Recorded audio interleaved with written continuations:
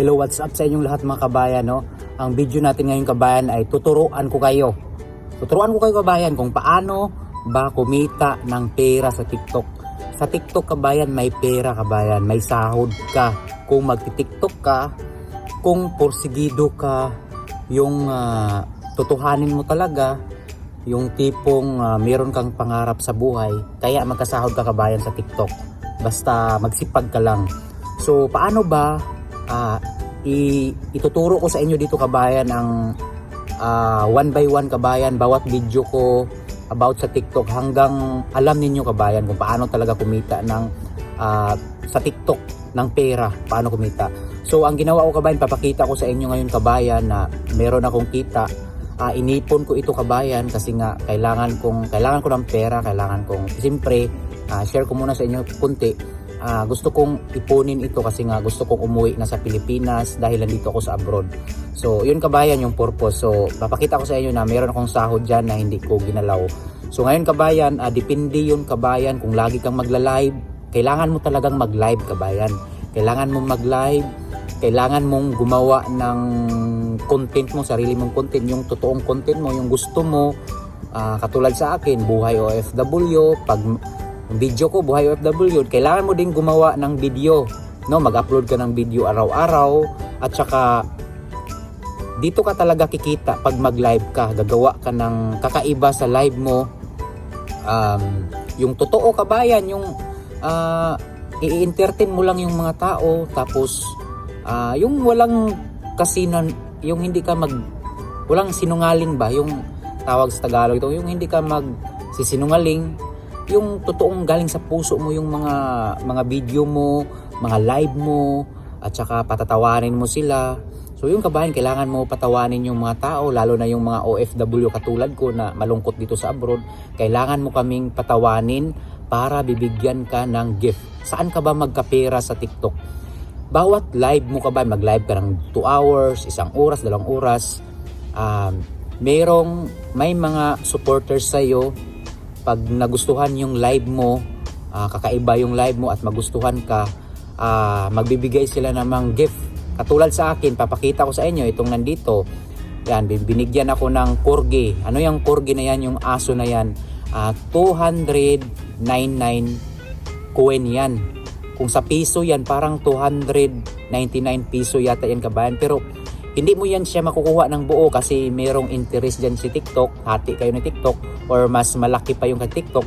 At least meron kang kita kabayan, no? Meron kang kita sa bawat live mo. So may magbibigay ng 1 coin, yung mga flowers, kung ano-ano pa, kung magustuhan pa yung video mo, kung magustuhan nila, gagawin nilang bibigyan ka ng lion, yung tag 29k.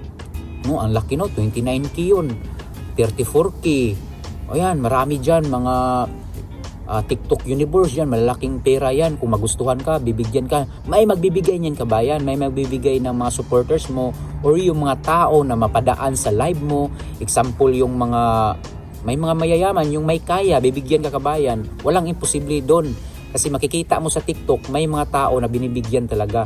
So ako kabayan, one time kabayan na nag-live ako kabayan, yung malakas pa yung TikTok ko kabayan, yung hindi pa nagka-problema dito sa Saudi yung TikTok kasi may problema na kasi, may issue na kasi yung TikTok dito sa Saudi. Ngayon humina na kasi. One time kasi kabayan, isi-share ko sa inyo kabayan, nakakuha ako ng 9k pesos kabayan sa isang live kabayan, 3 hours, 9k Philippine piso kabayan. Kaya kabayan, nagpapasalamat talaga ako sa nagbigay nun, sa mga gifter ko. Meron kasing nagbibigay sa akin dati kabayan ng malakasan talaga.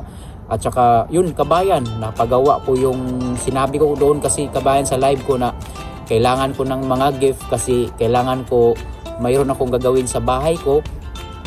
Kasi yung anak ko kasi na laging sinisipon kasi yung sahig namin alikabok. Kaya kabayan, yung na time na pa-tiles ko yung bahay dahil lang sa live na yun. First time kong nakatanggap ng isang live sa 3 oras ng 9k pesos kabayan. So yan kabayan, sana sundan mo itong video na laging itong video ko kasi mag-upload ako itong paano ang about sa TikTok. Basta kabayan, kailangan mong mag-live. Meron magbibigay sa iyo ng mga gift. Yung gift na yun, magiging pera yun kabayan. So next time kabayan, yun muna yung gagawin mo. Mag-upload ka ng video para may mag-follow sa'yo.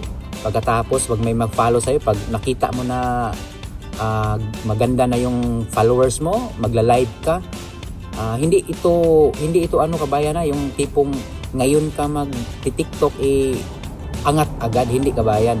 Ibig kong sabihin kabayan, gawan mo ng paraan para may mag-follow sa iyo. Gumawa ka muna ng maraming content, pakita mo sa content mo, doon mag-upload ka sa TikTok.